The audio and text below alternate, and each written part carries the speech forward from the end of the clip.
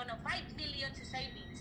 Then sa travel, kasama ang pamilya, mas masarap, marami, masaya, 1 billion. So, i-total po lahat ng pangarap na yan. Kung pangarap business mo, presentation. At the same time, gumagawa ako ng aking computer.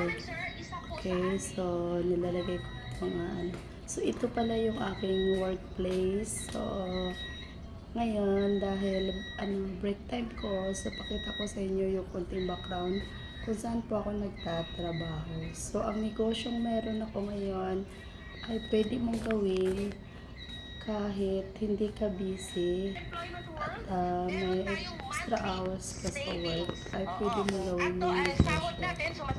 So, ngayon, madali lang. So, nakikinig ako habang may ginagawa ko. So, ganito lang kadali. So, message me kung interested ka. Thank you and God bless.